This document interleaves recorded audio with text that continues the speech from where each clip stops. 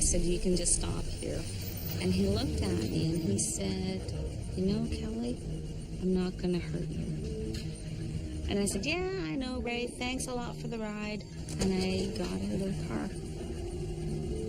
And I turned around to wave goodbye. And there was no car there. He then took his hand, reached over, and touched my shoulder. At first I thought, well, what are you doing with your hand, you know, especially a complete stranger? And I felt some sort of an energy just surging through my body. I don't know why. I just felt extremely comfortable with this person.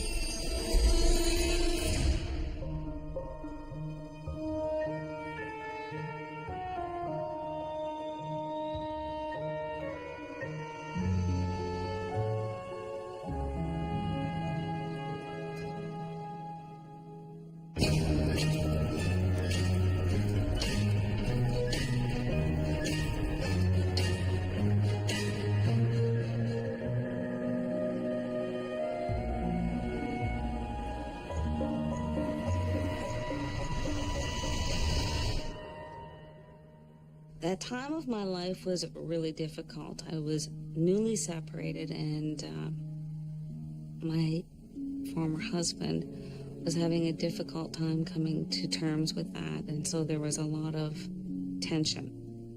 And at the same time, my children were for the very first time away from me for weekends, so I was very lost. I couldn't actually sleep. So I used to walk the lakeshore in Barrie, which is 5 kilometers, several times a day.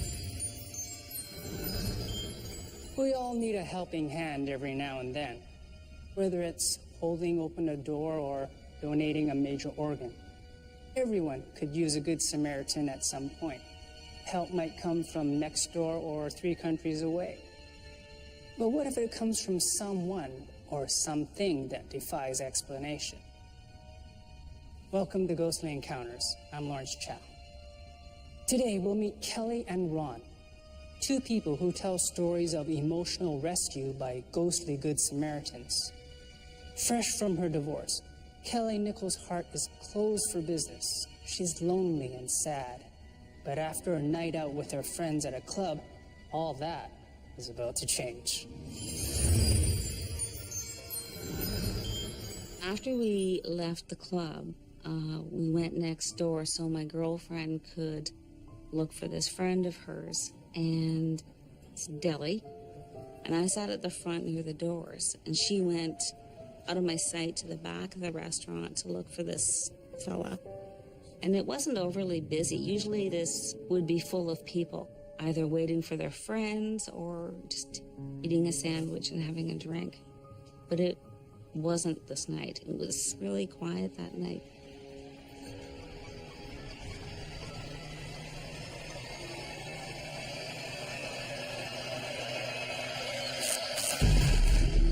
I looked around the room, and there was a guy sitting across from me in the booth, and he had a lot of food. He had like a humongous deli sandwich.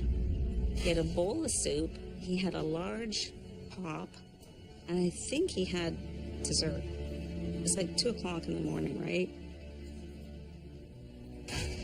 I spoke to him, and I said, you know, have you got enough to eat there? Just kind of making a joke, but kind of being a smarty pants at the same time. And he looked over at me and he said, well, yes, this is the first meal I've had today. I'm really quite hungry. Would you like some of my sandwich? And I said, no, thanks, that's fine. I felt truly embarrassed. Here was this really nice man offering me part of his only meal of the day, and I thought it was a really nice gesture. So we chatted for a bit. He said, you know, hey, I'm Raymond. And I said, oh, hi, Raymond, I'm Kelly. And my girlfriend come buzzing up from the back. She'd found this guy, Tim, she'd been looking for, and she said she'd be 5 minutes. I think I pulled a face. I don't think she saw it, but I think I kind of rolled my eyes. And Raymond goes, is that your girlfriend? And I said, yes, she's been looking for this guy, and he's a jerk. He goes, oh, okay. I just changed the subject, and I said to him, were you out tonight? And he said, yeah, and he named the place, and it was where we were. And I didn't remember seeing him there, because it's a small place, and you can see everybody, right? So anyways, we chatted for a bit more. My girlfriend comes back with this friend of hers, and she said, okay, we're ready, let's go. So I looked over at Raymond, and I said, it was nice meeting you, have a good night. And we headed out. They were giving me a ride home, so we get out in front of the restaurant, and I looked over at him, and I said, it's like 5 minutes to my house. Would you mind just being quiet till we get to my house? And he didn't like that. He kind of threw his arms up, and I'm not putting up with this.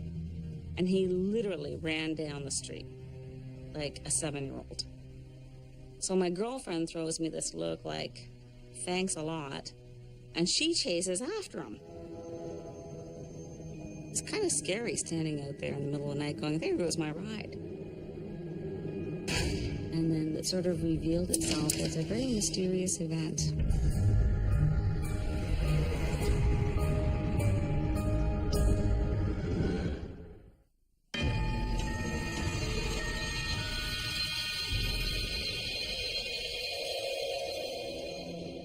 It's 2 o'clock in the morning. My ride has gone that away. And Raymond came out of the restaurant just then, and he called my name. Didn't startle me, he didn't scare me. I was like, oh, I guess he's done eating, that's what I thought. And he said, is everything okay? And I said to him, well, no. I said, I think I just lost my ride. Oh, he goes, I'll give you a ride. I don't think so. Like, I don't just take rides, right? I said, no, thanks, Raymond, that's really nice, but the taxi stand is just like 3 doors up. It's okay, I'll take a taxi. I thought it was a very nice and genuine offer, but that's not something certainly the mother of young children should be accepting, or probably most women anyway. And he said my name a little differently. He kind of said it, Kelly. Let me give you a ride home. Like, just quit being so silly. Let me give you a ride home. And I remember I stopped and I looked at him, like I really looked at him, like totally up and down. Really? Should I do this? And I went, oh, okay. And again, arguing in my head, saying I shouldn't be taking a ride from this person I met, 10 minutes ago. But he convinced me because he was so sincere. Raymond's car was this beaten up beater of a car. It was full of papers and coffee cups. It looked like he was living in it. Like there was this big crack up the windshield. It was a mess. So we started heading off, and he asked me, he goes, what happened back there with your friend? And I said, oh, this guy is a complete jerk. He just treats her so badly. I don't know why she puts up with it. I love her. She can do much better than that. And that's when he said to me, oh, is that what happened to you? Which totally surprised me. I hadn't talked to him at all about my personal life. And I just looked at him, I said, yeah, well, something like that. Like, I wasn't about to, share my personal life with this fella, right? So anyways, we sort of winding our way back, and Raymond said, oh, he goes, I just finished my meal, and I'd like to have a cigarette, but my lighter's broken. And I looked down, and sure enough, there was no lighter in the lighter hole. So he said to me, do you have a lighter? I had been standing outside with a lighter in my hand because I was going to have a cigarette while I waited for a taxi. And when I got into Raymond's car, I realized it was still in my hand. And I said, no, I don't. And when I said it, I thought, what am I saying that for? Like, just give the guy a light. And he's going, You don't have a light? I'm like, no, sorry, Ray, I wish I could help you out. And I'm thinking to myself, just give him a lighter. So you see, he drives a bit more and he goes, oh, well, I sure would like a cigarette. And I just went, oh well.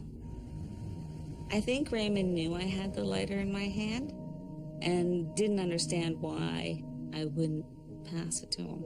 But I think at that time, because I was so hurt, I didn't want to trust anybody to come into my space.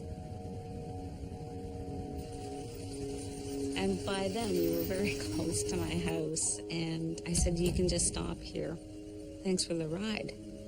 And he looked at me, and he said in the kindest, most sincerest way, you know, Kelly, I'm not going to hurt you. And it was really touching, actually. And I didn't know how to deal with that. Like, I didn't know how to respond to it. And I said, yeah, I know, Ray, thanks a lot for the ride. And I got out of the car. And I stepped onto the curb. And I turned around to wave goodbye. And there was no car there. And I went, what just happened here? There was a car, and it's gone. And I listened for it, and it was like 2:30 in the morning. It was really quiet. There was no traffic on the streets at all, and I would have heard a car. I didn't hear anything. I actually doubted whether I was ever in a car. It was just gone.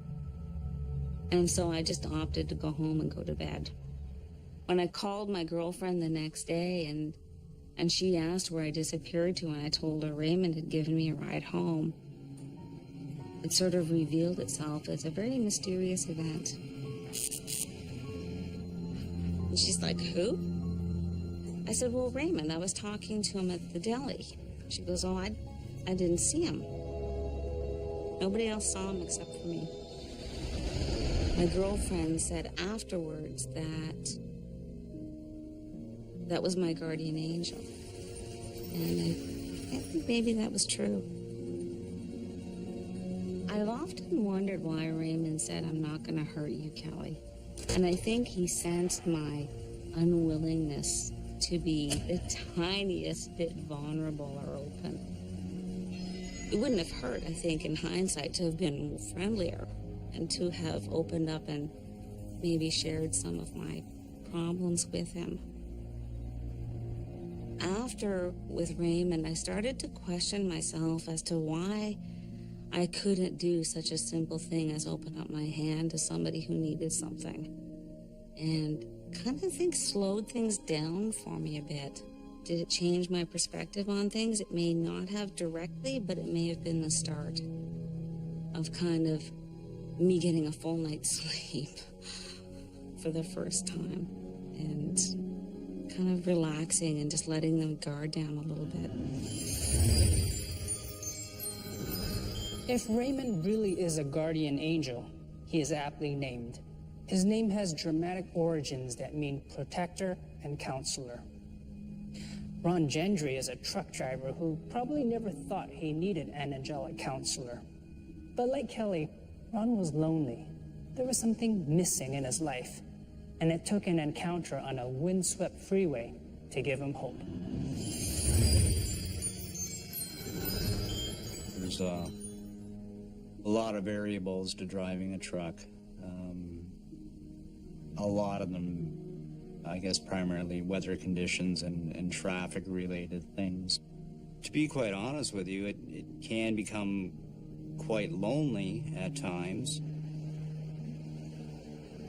I got dispatched to pick up some automotive parts in a suburban area of Detroit. I was asked to be there on a Saturday morning at approximately 8 or 9 o'clock in the morning. Upon getting to the destination, I found out that the load wasn't quite ready. So basically what I did was I sat around in the parking lot all day long. Did absolutely nothing. I reread the newspaper several times. At approximately 6 p.m. or 7 o'clock that evening, Saturday night, They finally did get me loaded. Crossed into Ontario, and I ran into a horrific snowstorm. Snow, I remember, was coming at the windshield at probably about a 45-degree angle. There was hardly anybody out on the road that night because the weather was that bad.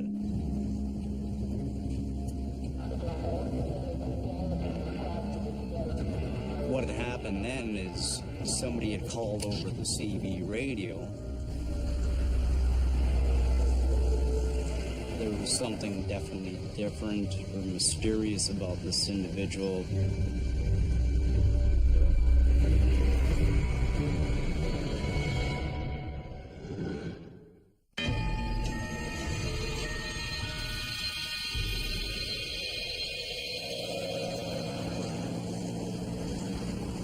It was snowing quite heavily. The snow, I remember, was coming at the windshield at probably about a 45-degree angle.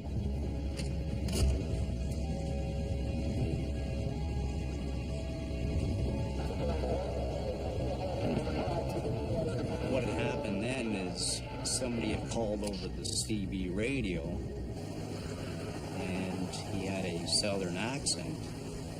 Somebody perhaps from Alabama or Tennessee, that sort of thing. The driver indicated to me that he was pretty nervous driving in the snow because he'd never driven in the snow before. So I came upon a truck, asked him if that was possibly him, and he said yes, and I ended up driving around him, and he felt a little bit more settled and a little bit more comfortable following me. I remember telling him, I said, well, just follow my lights just to make sure that you're on the road. But if I drive into the ditch, don't follow my lights in the ditch, right? So I got a little bit of a chuckle out of that. About 15 minutes had passed. He was really dying for a coffee, so I told him, I said, well, we have a franchise up here at a service plaza. We ended up driving in there. I pulled my truck into the rest area, or the actual service plaza. It was pretty vacant for a Saturday evening. I think it had a lot to do with the blizzard. He pulled his rig directly in behind me, and I got out of my truck and met him. He had coveralls. He stood about 6'6". And we sat down. He had a sandwich. And to be quite honest with you, I can't recall what we really talked about. I think, if anything, we basically maybe have talked about the weather and road-related things, and that was primarily about it.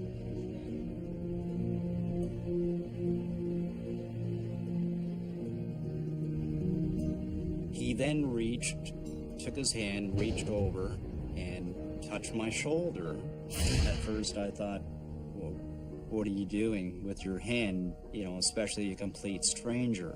And I felt this surge or some sort of an energy just surging through my body. It was almost therapeutic.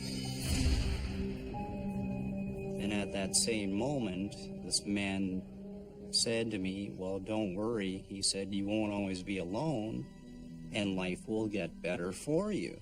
I guess my initial reaction is that my mouth dropped, and I looked at him and I thought, what are you, a mind reader? And who are you, and where did you come from?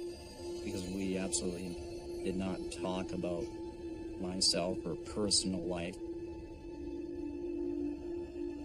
I never really even questioned the individual about what he was saying or what he was doing. I don't know why. I just felt extremely comfortable with this person. Throughout the day, I guess I got a little frustrated, a little agitated, thinking that, well, I just pretty much blew half of my weekend. And also feeling a little isolated and very much alone, because I thought I'm actually going to be going home. But being a single person, there was absolutely nobody waiting at home for me. So I kind of felt a little blue and sort of a combination of frustrated, that sort of thing.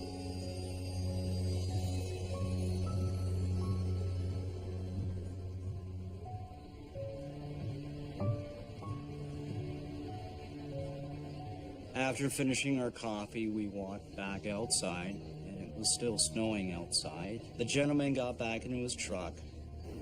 We agreed earlier that I was going to take him to the Toronto area, and because I had absolutely nothing better to do on a Saturday night, I was going to actually get him to follow me to the warehouse that he had to apparently deliver to. So I waited a couple of seconds for him to get back into his truck. I reached over, grabbed the CB radio, and I had asked him, I said, well, are you ready to go? And his exact words, and I'll never forget these. He told me, he said, well, I did what I had to do here. I will remain here, and may God bless you, and he will always be with you. And I thought, well, that's really strange. That's extremely odd. You spent the last half hour with me, having coffee, drinking coffee, following me on the highway, and then all of a sudden you just don't need my help anymore. So I thought, well, there's not really much I can do. I tried to be a good Samaritan and help this individual along. I released my air brakes, pulled the truck ahead about 10 feet or so, looked in my mirror, and I really thought I was not seeing right. The individual's truck had vanished. So I got out, went around over to the passenger side, and sure enough, he was gone.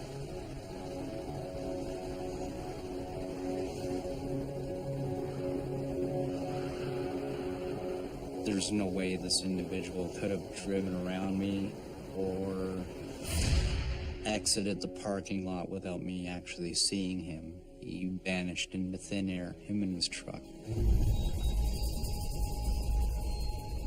I spoke to a friend of mine the next day, and she basically came up with an assumption, and she told me, she said, yeah, this individual is your guardian angel. And to be quite honest with you, I mean, I don't know. To me, that makes sense. I really, truly believe that things are meant for a reason in life. And for whatever particular reason, I really believe that this gentleman, or whoever or whatever he is, entered my life to somehow let me know that everything was going to be okay.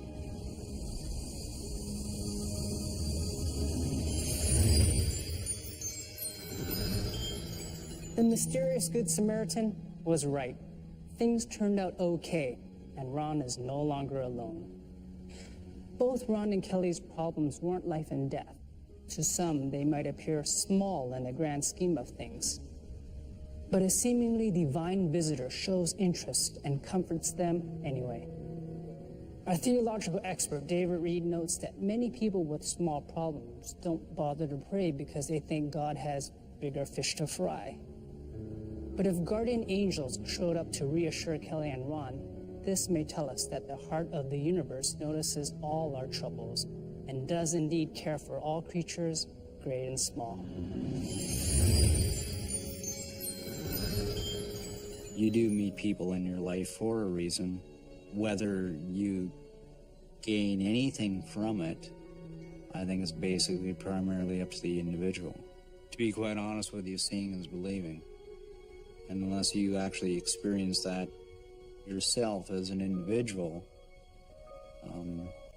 it is hard to believe. Since that time, I think everything has sort of settled down. The divorce difficulties passed, and my children have grown. I did date a few men. I never did see Raymond again. I can't explain how his car disappeared. And I do think about him. I do think about him a lot sometimes.